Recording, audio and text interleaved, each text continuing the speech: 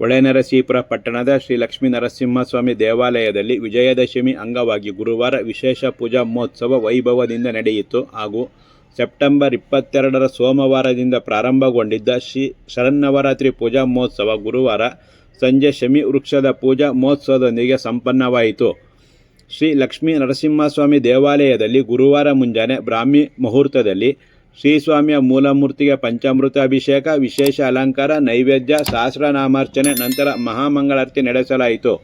ಸಂಜೆ ಗೋಧೋಳಿ ಲಗ್ನದಲ್ಲಿ ಶ್ರೀಸ್ವಾಮಿಯ ಉತ್ಸವ ಮೂರ್ತಿಗಳನ್ನು ರಥದಲ್ಲಿ ಪ್ರತಿಷ್ಠಾಪಿಸಿ ಸಂಪ್ರದಾಯದ ಆಚರಣೆಯಂತೆ ಕೋಟೆ ರಾಜಬೀದಿಯಲ್ಲಿ ಉತ್ಸವ ನಡೆಸಿದ ನಂತರ ದೇವಾಲಯದ ಆವರಣದಲ್ಲಿ ಪ್ರಾಕಾರೋತ್ಸವ ನಡೆಸಲಾಯಿತು.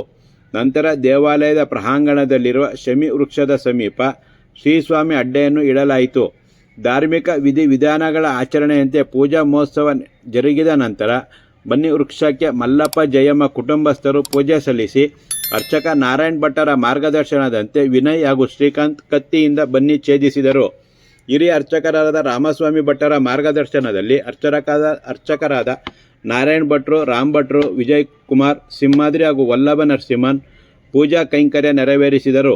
ಪೂಜಾ ಮಹೋತ್ಸವದಲ್ಲಿ ಹಿರಿಯರಾದ ಉಮಾಶಂಕರ್, ಕಾಂತರಾಜು, ಮಾನಸ, ಜಾಹ್ನವಿ ಹಾಗೂ ಕುಟುಂಬ ಸದಸ್ಯರು, ತಾಲೂಕು ಕಚೇರಿ ವತಿಯಿಂದ ಮುಜರಾಯಿ ಇಲಾಖೆಯ ಅಧಿಕಾರಿ ಪ್ರಭಾವತಿ, ಉದ್ಯಮಿಗಳಾದ ದೊಡ್ಡಮಲ್ಲೇಗೌಡ ಹಾಗೂ ಕಾಂತರಾಜು, ರಿಟೈರ್ಡ್ ದಫೇದಾರ್ ಅಜ್ಜೇಗೌಡ, ಶಿವಕುಮಾರಸ್ವಾಮಿ ಸಹಕಾರ ಸಂಘದ ಅಧ್ಯಕ್ಷ ಸುರೇಶ್, ಶಂಕರ್ ನಾರಾಯಣ, ವೆಂಕಟೇಶ್ ಯಾದವ್, ಅಭಿಲಾಷ್ ಹಾಗೂ ಇತರರು ಭಾಗವಹಿಸಿದ್ದರು.